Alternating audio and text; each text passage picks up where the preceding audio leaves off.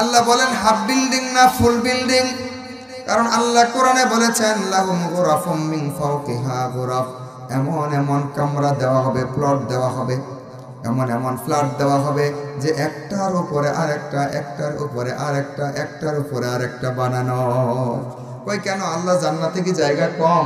কই না না, আরে কোটিপতি মানুষও যদি হয়, ঢাকাতে বিশাল জায়গা কিনেছে, এরপরও সে হাফ বিল্ডিং বানায় না, উঁচা বিল্ডিং বানায়, কারণ অনেক উঁচা থেকে ঢাকা শহর দেখতে বড় মজা লাগে। রুচিটা তো আল্লাহ বানিয়েছেন, জান্নাতেও তো এই রুচি দরকার।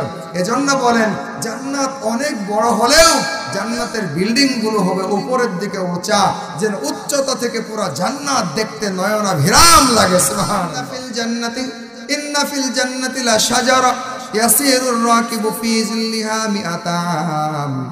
জান্নাতের মধ্যে এমন গাছ দেওয়া হবে যে গাছের ডালপালার নিচে আরবের তেজি ঘোড়া 100 বছর দৌড়াবে, গাছের ডালপালা ফলদার ছায়া শেষ করতে পারবে না। এমন গাছের নিচে আর কি থাকবে? কয় অয়ুন, লেক বানিয়ে দেব, ঝর্ণা বানিয়ে দেবে। আরে আমাদের জামালপুরের লুইস ভিলেজ এক উদাহরণ, ছোট্ট উদাহরণ। কই লুইস ভিলেজের মধ্যে কি আছে? কই বিল্ডিং আছে। কই বিল্ডিং এর পাশে কি আছে? কই কৃত্রিম নদী আছে, খাল আছে, লেক আছে।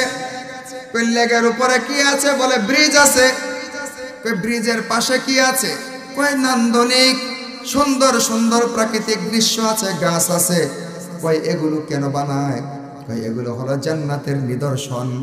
দুনিয়ার মানুষের কৃত্রিম হাতের তৈরি যদি এমন হয়, আল্লাহ কোরআনে বলেন তোমাকে এমন জান্নাত দেব যে জান্নাতের মধ্যে এমন গাছপালা হবে, যে জান্নাতের মধ্যে এমন লেক হবে, দুনিয়ার মানুষের পানির দুধের লেক বানাইতে পারে না, মধুর লেক বানাইতে পারে না, দুনিয়ার মানুষ শরাবের লেক বানাইতে পারে না, পানি ছাড়া আর কিছু স্রোত প্রবাহিত করতে পারে না, এত টাকা নাই।